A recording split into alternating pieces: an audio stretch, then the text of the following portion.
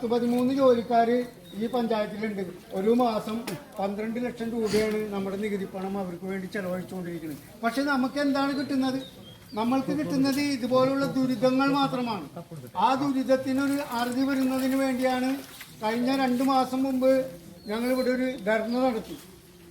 ധർണ നടത്തിയപ്പോൾ അന്നും പറഞ്ഞു ഞങ്ങൾ വേഗം തന്നെ ഇത് ശരിയാക്കുന്നുണ്ട് എന്ന് പറഞ്ഞു. പക്ഷെ നാളെ ഇതുവരെ കാര്യങ്ങൾക്കൊന്നും ഒരു പരിഹാരമില്ലാതെ മുന്നോട്ട് പോകുന്നു. നമ്മുടെ ഉത്തരവാദിത്തപ്പെട്ട പഞ്ചായത്ത് സെക്രട്ടറിയോ അല്ലെങ്കിൽ പ്രസിഡന്റോ ഈ കാര്യങ്ങളൊന്നും കാണാൻ പോലും കൂട്ടാക്കുന്നില്ല. എന്തെങ്കിലും അത് പാടില്ല.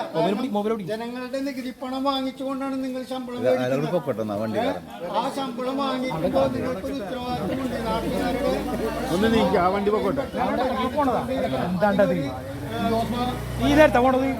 എന്നുള്ള കാര്യം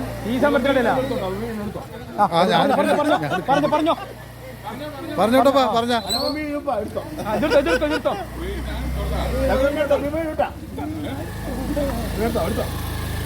ഒന്ന് വീട് അവസ്ഥ. മതിലകം പഞ്ചായത്ത് യഥാർത്ഥത്തില് ഈ മതിലകം പഞ്ചായത്ത് നമ്മുടെ കൊടുങ്ങല്ലൂരിൽ ഇതുപോലൊരു നശിച്ച പഞ്ചായത്തില്ല. എല്ലാ രീതിയിലും കാര്യങ്ങള് ഇതാക്കാൻ വേണ്ടിയിട്ട് പണം അവര് പറയുന്ന നികുതി കൊടുക്കണം. നമ്മൾ എന്ത് കഴിഞ്ഞ പ്രാവശ്യം ഞാനൊരു ലൈസൻസ് എന്റെ പേരിലേക്ക് ആക്കണതിന് വേണ്ടിയിട്ട് 12,500 രൂപ ചെലവാക്കേണ്ടി വന്നു. അവർക്ക് വലിയ രീതിയിലുള്ള എല്ലാ കാര്യങ്ങളും ചെയ്തു കൊടുക്കണം.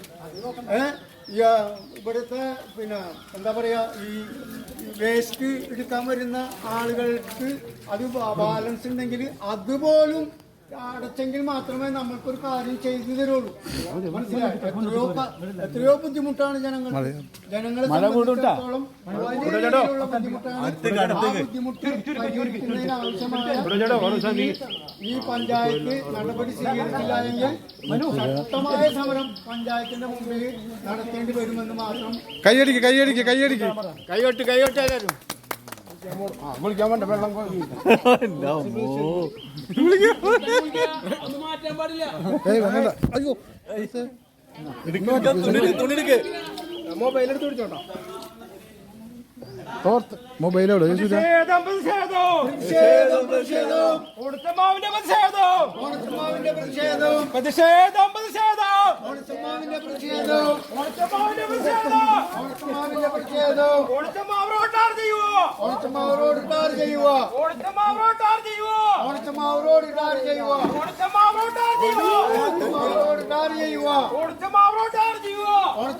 തലയൊഴിക്കണ മേലൊഴിച്ചാ മതി. കുട്ടപ്പ തലയൊഴിക്കണ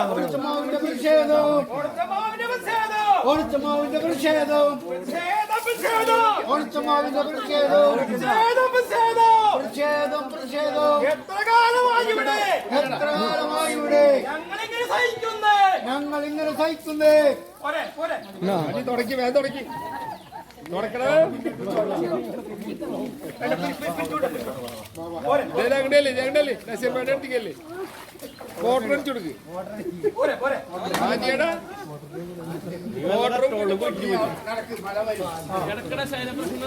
അല്ല ഇനി വേണ്ട, ഇവിടെ മതി.